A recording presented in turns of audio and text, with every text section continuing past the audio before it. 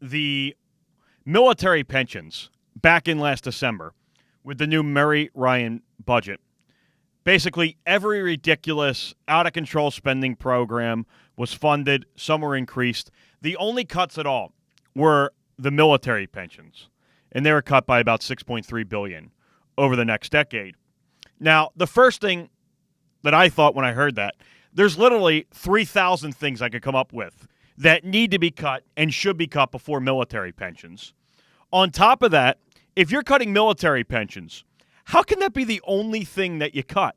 If you're going to cut military pensions, you better be announcing a deal that's going to cut about $9 trillion over the next 10 years, is going to balance the budget and start paying off the national debt to where you can actually make the case that maybe everyone should have a little bit piece of the pie.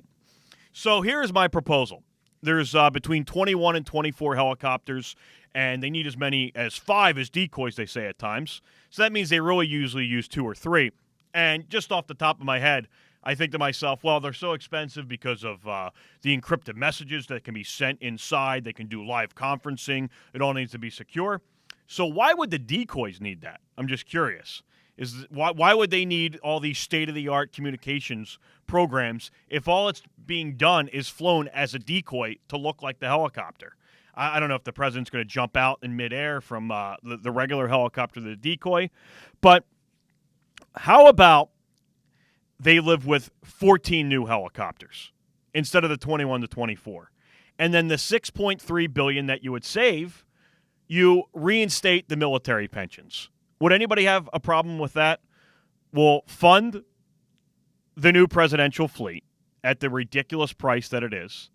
And Sikorsky can go ahead and win it because, hey, after all, they had the lowest bid.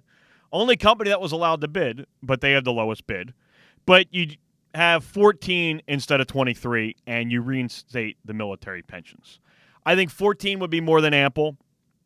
You'd have plenty for decoys, plenty for other travel. Bo, we know he would still have his own helicopter because I assume there's a helicopter in here for him as well. That's the White House dog, too, when I say Bo, not Barack Obama, the White House dog. Well, yeah, we all know that the White House dog, he frequently flies in his own helicopter. Like, here's the picture to Martha's Vineyard. Yeah, the White House dog was flown on one of these helicopters to Martha's Vineyard for a vacation. Yeah, we never had that answer, too, why they flew apart. I don't know if maybe Bo, he was tied up that day in Washington, couldn't fly with the family. Maybe he had a fundraiser or something. I don't know exactly what it was. But I think that would be the great compromise.